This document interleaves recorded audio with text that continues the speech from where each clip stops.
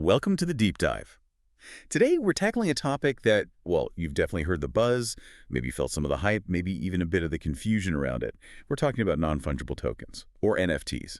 Absolutely. It's really this fascinating meeting point, isn't it? Technology, art, business, and crucially, the law, all Well, kind of colliding. And yeah, there was that massive hype cycle for a while, almost like a digital gold rush. definitely felt like that.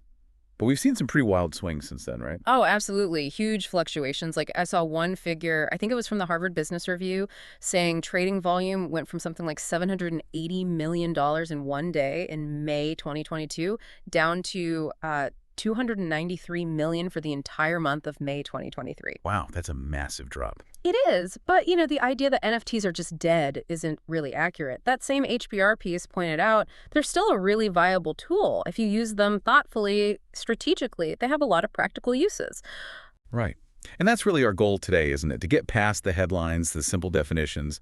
We want to really unpack what NFTs actually are, how they function technically, look at where the market is now because it keeps changing, and really importantly, tackle that super complex, sometimes really tricky relationship between NFTs and intellectual property.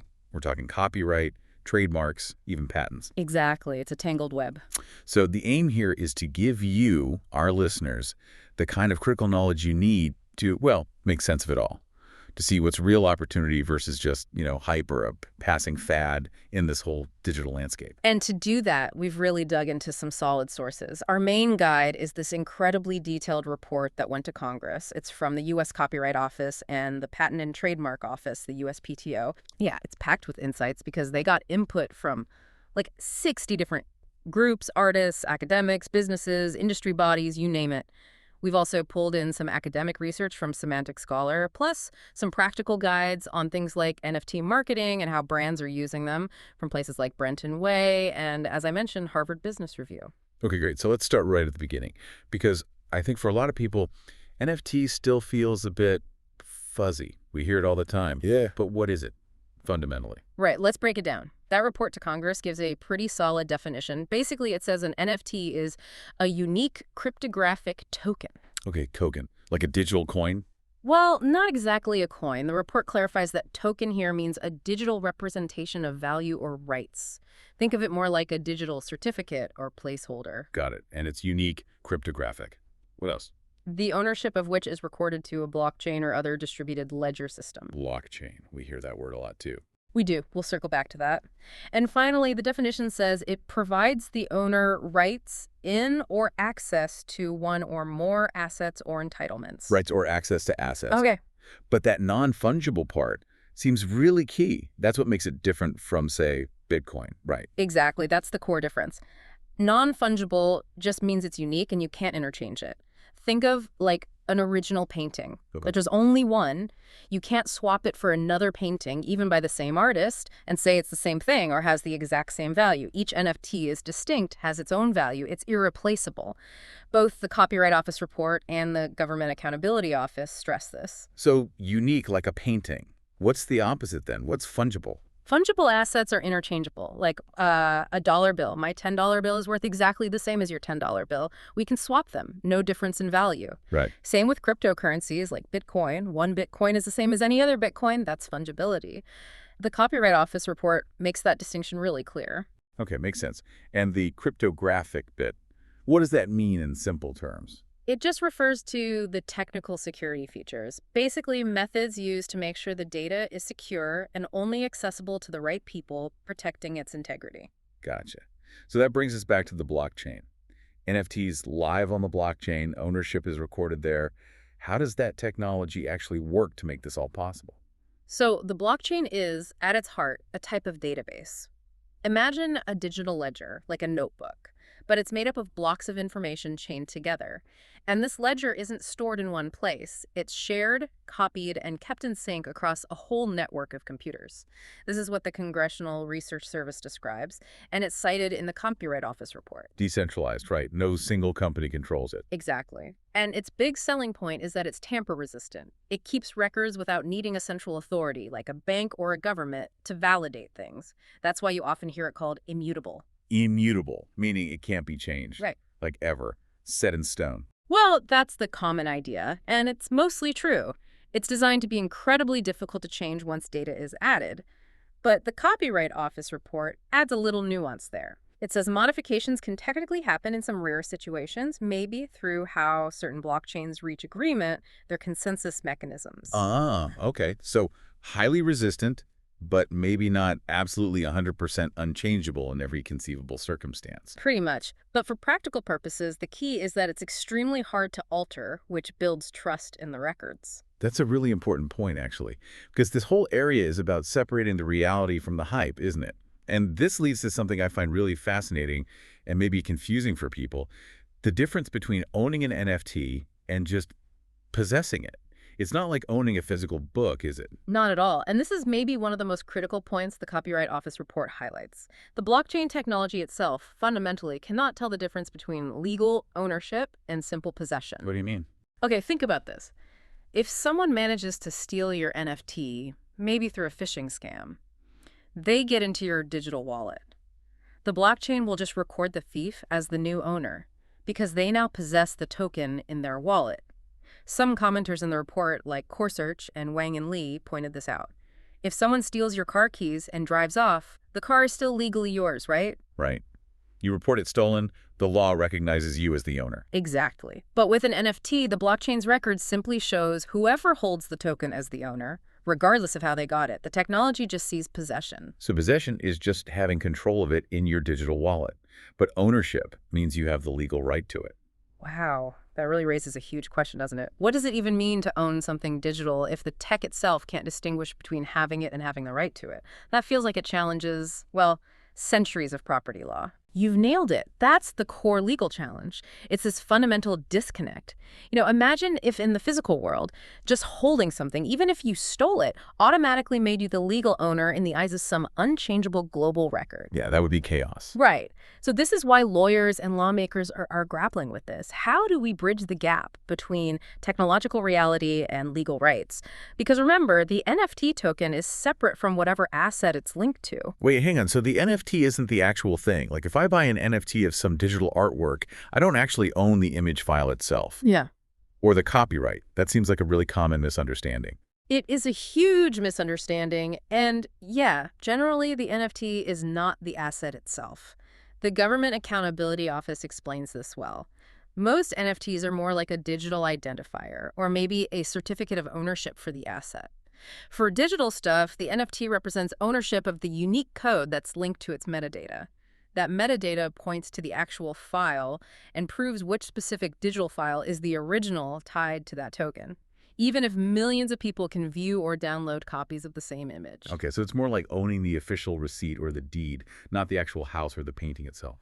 That's a really good analogy. It's the verifiable proof of claim to the original digital item, not the item in its entirety, usually. Okay, got it. So how do these unique digital deeds, these tokens, actually get created? What's the process, and where do they live once they're made? They're created through a process called minting. That's basically when a user publishes this new unique token onto the blockchain. Often this happens through an NFT marketplace, which makes the process easier. The Copyright Office report outlines this. And once it's minted? It's typically stored in a digital wallet. That's just software that holds your private keys, the things that prove you control the tokens linked to your address. Right. And what about the actual asset, the image file, the music track, whatever it is? Mm-hmm. Is that stored on the blockchain too? Seems like that would be huge amounts of data. Usually not. That's where off-chain storage comes in. The NFT token itself, the small bit of code, lives on the blockchain. But the token's metadata, the info about the token, usually contains a pointer, often just a web link, a URL. That URL points to where the actual asset is stored. And that could be anywhere: a regular website server, which is centralized storage, or increasingly a decentralized storage system like IPFS, the Interplanetary File System. The Copyright Office report really stresses this separation. IPFS, decentralized storage. What's the advantage of that over just sticking the file on a normal web server? Is it more permanent or secure? It's designed to be much more resilient and potentially more permanent, yes. With systems like IPFS, big files get chopped up into smaller encrypted bits called shards. Then these shards are spread out across a big network of computers, peer-to-peer. Ethereum and the Filecoin Foundation explain this in their comments for the report. The big benefit is redundancy.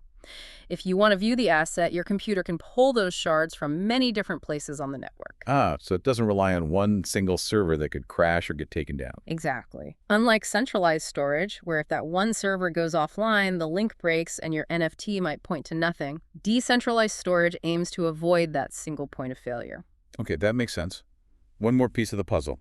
Smart contracts. We hear about those a lot with NFTs. What are they and what do they do here? Smart contracts are basically just computer code stored on the blockchain. They're programmed to automatically execute certain actions when specific conditions are met, self-executing contracts, essentially.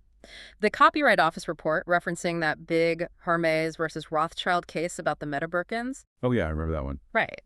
So the report explains how a smart contract can control things like the name of an NFT, set rules about how it can be sold or transferred, and even manage which digital file is linked to which NFT. So they're like automated agreements. They handle the rules without needing a middleman. That's the idea. Automate trust, automate execution.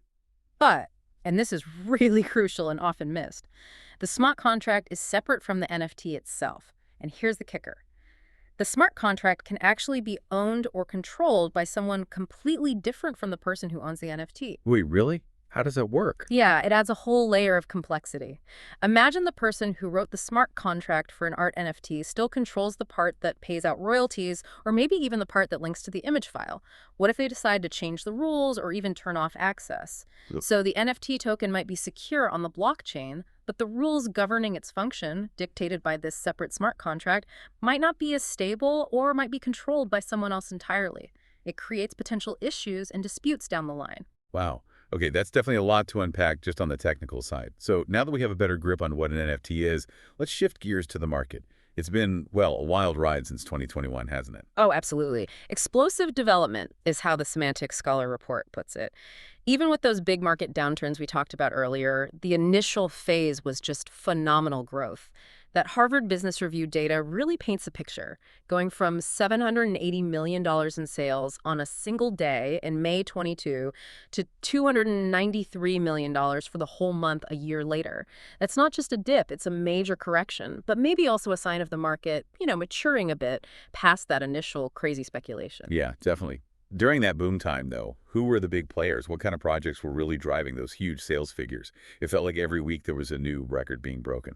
According to that Semantic Scholar data, projects like Axie Infinity, that's a game, Alien Worlds, and NBA Top Shot were consistently leading the pack. They called them the trendiest series. They had the most buyers, the most owners, the most transactions. Axie Infinity alone apparently generated something like $2.1 billion in sales, which is just staggering. Incredible numbers. And was it mostly collectibles or games or art? What Yeah. was actually selling? It was pretty diverse, actually. The data showed that 6 of the top 10 NFT projects globally were classified as collectibles, but 2 were blockchain-based games. So even early on, you saw different uses bubbling up. So what was really fueling all this beyond just speculation? What were the underlying drivers making NFTs so popular and seemingly valuable back then? Well, several things came together. First, the tech itself, the blockchain, offered this transparency and efficiency that was new. You had this open global market for digital items, especially collectibles. Trading was easy. Auctions were cheap compared to traditional art markets, which can be pretty opaque and expensive. Semantic Scholar highlighted that. Right. And the timing seemed significant. The NFT boom really took off during the pandemic, didn't it? Was there a link? Definitely seems like it was an accelerant. The pandemic forced so much interaction online, right? People got way more comfortable with virtual spaces, digital goods, just living more of their lives online. So the jump to owning digital assets felt maybe a bit more natural than it might have otherwise. Semantic Scholar suggests that connection. I also remember seeing tons of celebrities, big artists, major brands suddenly launching NFT projects. How much impact did that have? Oh, it was huge. Absolutely massive. When you had well-known musicians, artists, global companies like Adidas or the NBA with Top Shot jumping in, it just boosted visibility incredibly. It gave NFTs a kind of legitimacy and buzz that reached way beyond the usual crypto crowd. Both Semantic Scholar and HBR point to this being a really significant factor. It made it feel less niche, more like a cultural moment. Yeah, it really did. Yeah. But beyond just famous names, were there other, maybe more practical reasons why NFTs took off, especially for brands? It seemed like some were trying to do more than just make a quick buck.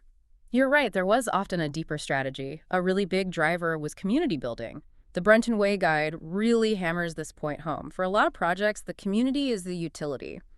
They weren't just selling a picture, they were selling access to an exclusive group, a sense of belonging. HBR echoes this, saying that community aspect provides real value. It's not just about having a cool profile picture, it's about shared identity and access. You give an example. Yeah. A big brand that used NFTs effectively for that community aspect. Adidas is a great case study. They're into the Metaverse Community Token project back in 2021, which HBR details. It generated around $22 million in initial sales, which is impressive. But more importantly, it created this community of nearly 20,000 fans who got access to exclusive merchandise, special events. The digital items became status symbols within that group. The Adidas digital strategy director basically said it opened up totally new ways for them to connect and build loyalty with their customers. And interestingly, it helped them fight rising costs in traditional digital advertising. That's really smart. So it's not just about finding new ways to sell things, but also about making existing brands and intellectual property like stickier, extending their life. Exactly. Think about HBO and Game of Thrones Build Your Realm. They use NFTs to let fans collect digital items, customize avatars within that world. It gives fans new ways to interact with a story they love long after the show ends. HBR points out this increases the lifetime value of that IP. It turns fans from passive viewers into active participants. We talked about uniqueness. How does rarity play into all this? How does that affect the price within a collection? Oh, rarity is a huge factor. Most NFT collections build in different levels of rarity for their tokens. Semantic Scholar uses the Nerdy Ape project as an example. They had standard A-grade apes and rarer R-grade apes, and the R-grade ones cost significantly more. It creates different tiers of value. And related to that is the floor price. You hear that term a lot. Right, the floor price. What exactly is that? It's simply the lowest price currently available for any NFT within a specific collection. It's kind of like a baseline indicator of that collection's demand and perceived value at any given moment. Okay, so clearly a lot of excitement, huge growth, then a correction. What's the main lesson from this whole hype cycle journey? Well, that HBR piece had a great quote referencing Arthur C. Clarke. Any sufficiently advanced technology is indistinguishable from magic. The takeaway, really, for anyone involved, businesses, creators, buyers, is that you have to work hard to tell the difference between the real potential, the genuine innovation, and just the temporary magic or illusion. You need to be discerning to figure out where the real sustainable opportunities are versus just, chasing the latest fad. That's good advice. Okay, let's switch gears now to what might be the thorniest area of all, NFTs and intellectual property law. I know there was that big government study looking specifically at this. Yeah, that joint study by the U.S. Copyright Office and the USPTO. It was requested back in June 2022 by Senators Leahy and Tillis. They basically asked the agencies to figure out how NFTs are being used, how existing IP laws apply, what the challenges are, and if NFTs could actually help secure IP rights. And as we mentioned, the Copyright Office report sums up feedback from 60 different groups, so it really captures a wide range of views on these legal puzzles. Okay, let's start with copyright. This seems like a huge area of confusion. If I just mint an NFT of an artwork, does that mean I've used my copyright? Yeah. Or, maybe more importantly for buyers, does buying the NFT mean I now own the copyright to the art? Right, critical questions. And the short answer is generally no on both counts. Just minting the token itself doesn't automatically count as exercising one of the copyright holder's exclusive rights, according to comments from Creative Commons in the report. However, it gets complicated fast. Many platforms make you upload a copy of the work to mint the NFT, and that act of uploading, that could trigger the copyright owner's right of reproduction. The Internet Archive pointed this out. Okay, so uploading might be an issue. But if minting doesn't automatically involve copyright or transfer it, what stops someone from just minting an NFT of, say, Mickey Mouse, even if they obviously don't own Disney's copyright? It seems like there are no checks. That's a massive problem, and it was a major theme in the report. It literally says, nothing about the technology prevents a user from creating an NFT associated with intellectual property that the user does not own. Groups like the Copyright Alliance and Dapper Labs basically said there are no guardrails, no built-in checks at the minting stage to make sure the person minting actually has permission. It's a huge loophole for infringement. And adding to the problem, if infringing stuff gets minted and recorded on the blockchain, its immutability makes it really hard for the actual IP owner to get it removed or corrected. That sounds like a nightmare for creators. What about just displaying an NFT? If a marketplace shows the image linked to an NFT, does that have copyright implications? It absolutely can. When an NFT's smart contract is triggered to show its details like the token URI function, it often displays metadata, including the link to the associated content. Marketplaces, online galleries, virtual museums all do this. And as Deborah Labs and copyright expert Jeff Sedlick noted in their comments, this public display directly involves the copyright owner's exclusive rights of distribution and public display. You're making the work available to the public. Okay. And what if a marketplace lets you, say, preview a song linked to an NFT before you buy it, play a snippet? That potentially triggers even more rights. Allowing someone to view or play the work, even partially, could implicate the public performance right. And depending on the tech, maybe even the reproduction right if temporary copies are made for streaming. The Copyright Office report is clear these actions have copyright consequences. So if infringement is happening, someone minted something they didn't own, a marketplace is displaying it, who's liable? Just the seller. Yeah. Or can the platform get in trouble too? Well, the seller who didn't have rights is definitely on the hook for infringement. The liability of the marketplace itself, that's much fuzzier, legally speaking, especially in the US. It's currently being battled out in courts. There's this argument about safe harbors, like under the DMCA, the Digital Millennium Copyright Act. Some argue marketplaces are just service providers and should be protected if they follow takedown rules. Right, like YouTube. Kind of. But others, like attorney Jeff Gluck mentioned in the report, argue strongly that if a marketplace is actively curating content, promoting specific NFTs, or even helping create them, they shouldn't get that safe harbor protection. They're acting more like a traditional gallery or publisher. It's a really hot area of debate right now. Okay. And probably the biggest confusion for buyers. What rights do you actually get when you buy an NFT? Do you get the copyright to the underlying artwork or music? This came up again and again in the Copyright Office report. Huge consumer confusion here. The absolutely critical thing to understand is, and now buying the NFT does not automatically transfer the intellectual property rights like copyright. For any IP rights to transfer, there needs to be a separate agreement, usually a written contract that explicitly says so. The NFT purchase itself, by default, only gives you ownership of the token, not the underlying IP. And even if there is an agreement, can a smart contract alone satisfy the legal requirements for transferring copyright? I thought copyright law usually requires like a physical signature on paper for exclusive rights. That's exactly the problem. It's a major legal challenge. U.S. copyright law, specifically Section 204A, generally demands a signed written document for exclusive license transfers. Whether a smart contract, just code on a blockchain, can meet that requirement. There's a lot of doubt and uncertainty. Groups like the Center for Cultural Innovation and INTA raise these concerns in the report.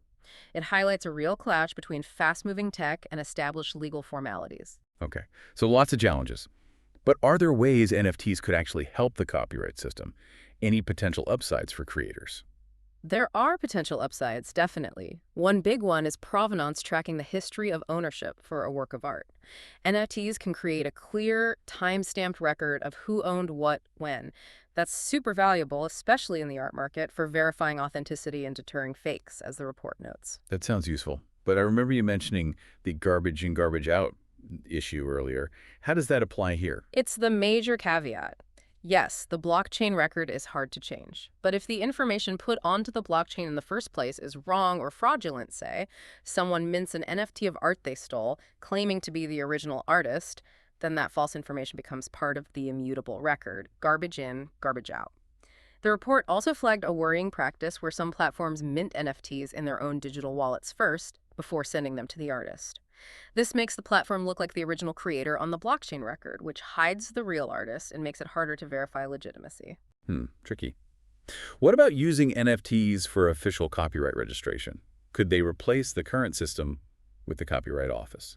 Some people suggested that. Ideas like integrating NFTs with the official electronic registration system, ECO, or even using NFTs as the registration certificate. The ABA's IP law section and others floated these ideas in the report. But just minting an NFT gives you none of the legal benefits of actual copyright registration. Things like having prima facie evidence your copyright is valid in court, the right to sue for infringement in federal court, or the ability to get statutory damages and attorney's fees. You only get those benefits from registering with the Copyright Office. Plus, again, the garbage in problem applies, and NFT records might not stay up to date if the official copyright record changes later. Okay, one last copyright point. Royalties. Early on, a big promise was that artists could get automatic royalties every time their NFT was resold. Is that actually happening? The potential is definitely there in the smart contracts. You can code them to automatically send a percentage of any resale price back to the original creator's wallet. Several commenters in the report highlighted this as a revolutionary possibility. But the reality, enforcement has turned out to be really, really difficult, especially if the NFT is sold on a different marketplace than where it was minted or sold privately off-chain. Those programmed royalties often don't trigger. And worse, many major marketplaces, including the biggest one, OpenSea, have actually moved to make royalties optional. The report explicitly mentions this. So that initial promise of automatic, guaranteed resale royalties, it hasn't really panned out reliably for creators in practice. They often have to rely on the buyer choosing to honor the royalty or try to enforce it legally, which is tough. Now, that's a significant shift from the early hype. Okay, let's move on to trademarks. How are brands using NFTs, and what are the IP issues there? Well, for brand owners, NFTs offer some cool opportunities. They can be a new way to build brand identity, reach new audiences, maybe even engage customers in the metaverse, right? The Copyright Office report mentions this.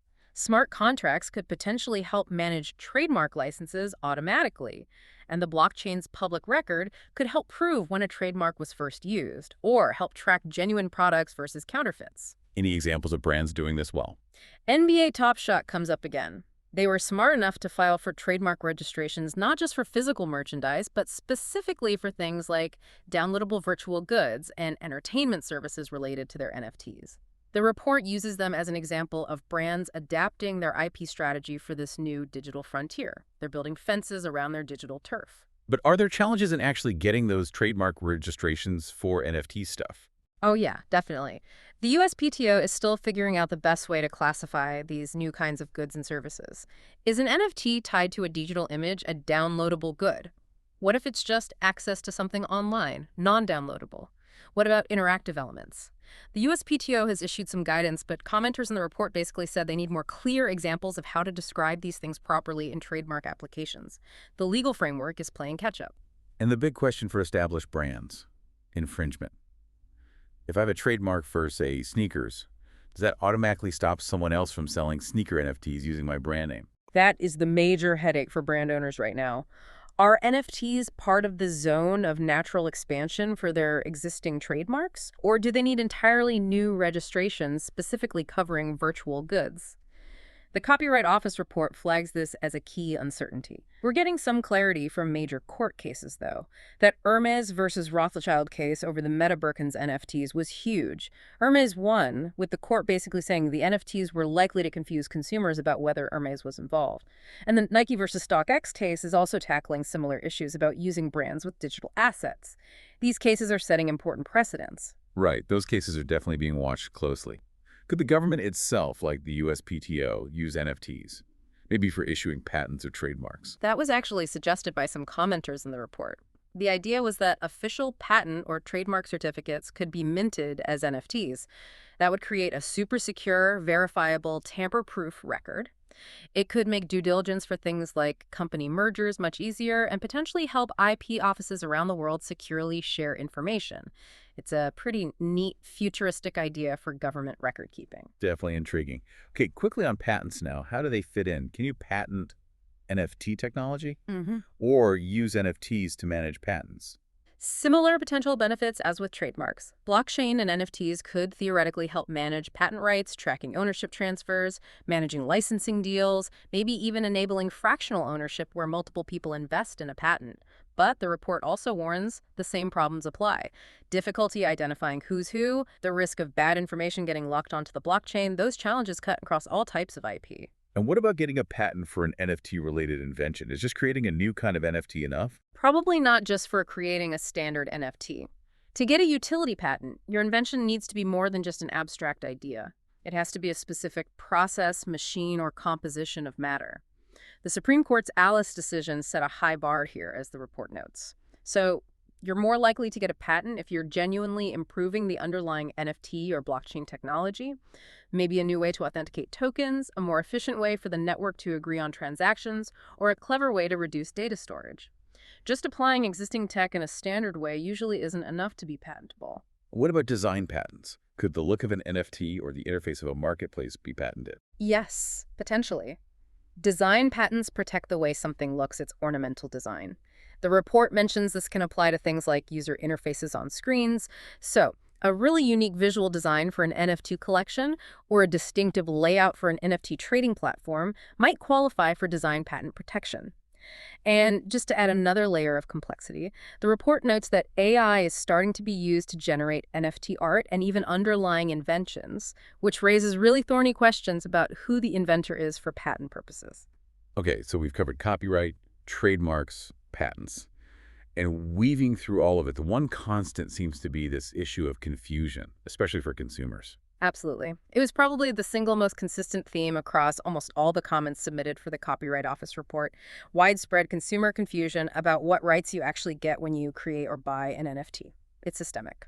And how does that play out? Do people just generally not understand, or does it lead to real problems like thinking they bought rights they didn't? It leads to real problems. The report explicitly states, unsophisticated consumers may conflate the purchase of an NFT associated with a digital good with ownership of IP rights in that good. They buy the NFT of a song, they think they can use it in their YouTube video, they buy an NFT of an artwork, they think they can print it on t-shirts.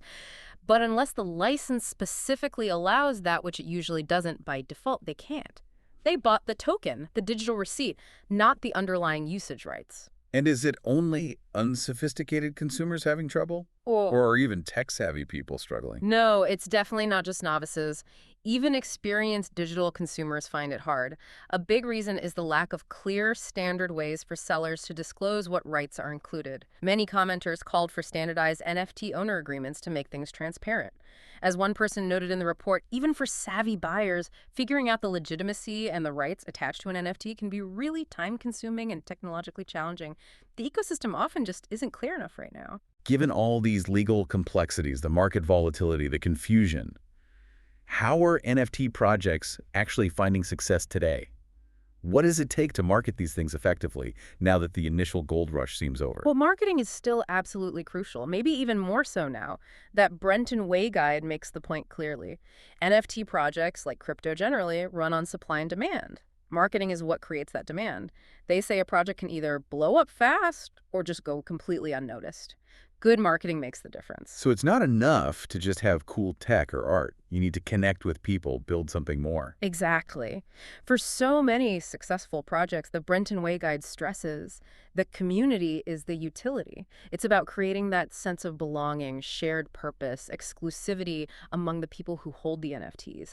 That becomes the real value, not just the digital image itself. Can you give some examples of projects that really excelled at that community building and marketing side? Sure. I mean, the classic example everyone points to is Bored Ape Yacht Club, BAYC.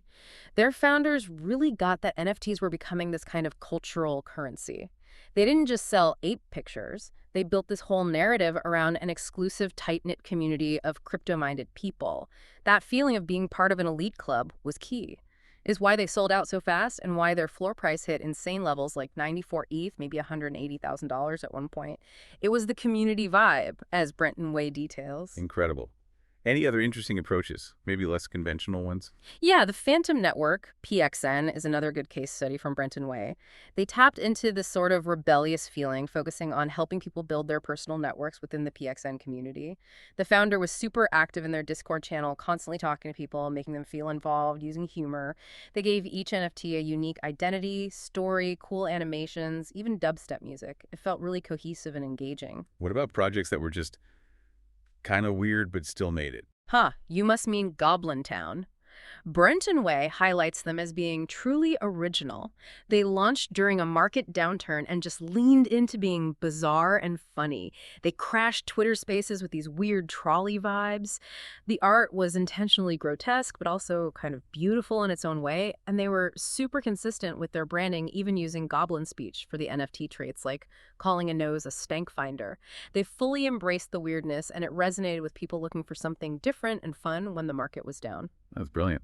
So how do these projects actually find their audience? Does the choice of blockchain like Ethereum versus Solana matter for marketing? Oh, massively. Target audience and blockchain choice are totally linked, according to Bretton Way. It's a strategic trade-off. Ethereum has the lion's share of the market, maybe 80%. Huge platforms like OpenSea with billions in volume, so massive potential audience. But on smaller chains like Solana, while the overall pool is smaller, it might be easier for a new project to stand out, get noticed, and build a dedicated following because there's less noise. Okay, so once you choose a chain, how do you actually find those potential buyers? Where do these communities hang out online? Brenton Way offers some practical tips. Look for clues in Twitter usernames, like people adding ETH or SOL to their name shows their preferred ecosystem. Search relevant hashtags.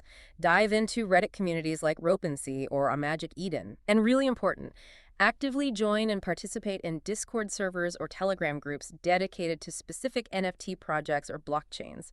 You have to go where the conversation is happening. Makes sense. And what marketing tactics actually work? Is it all social media hype or more traditional stuff too? It's really a mix, tailored to that crypto native audience. High-quality content is key good writing, explaining the project, compelling visuals.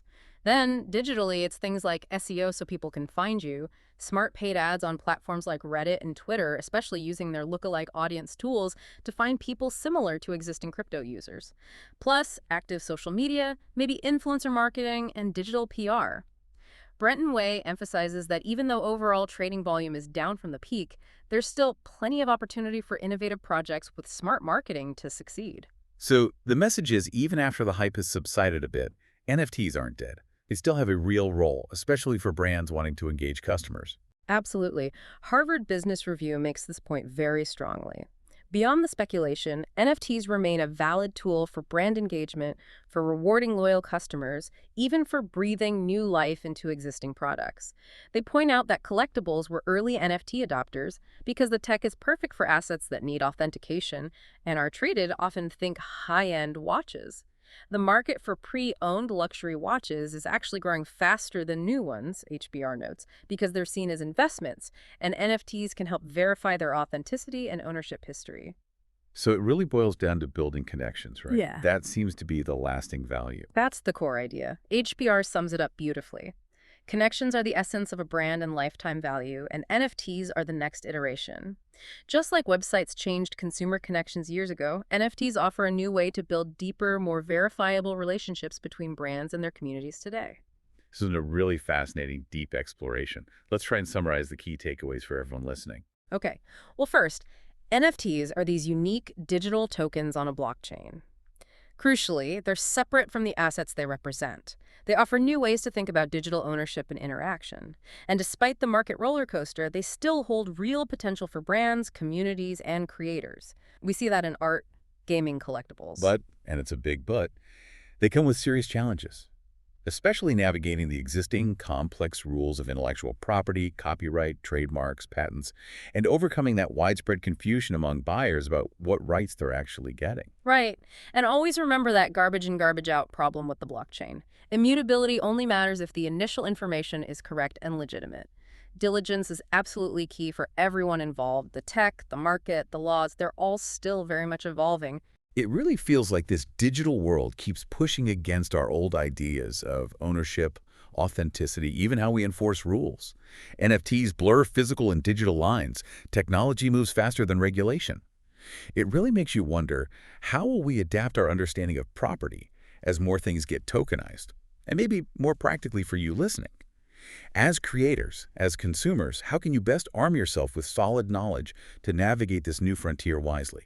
That's the big question, isn't it? One that will likely shape things for years to come. Well, thank you for joining us on this deep dive into the incredibly complex, sometimes confusing, but always fascinating world of NFTs.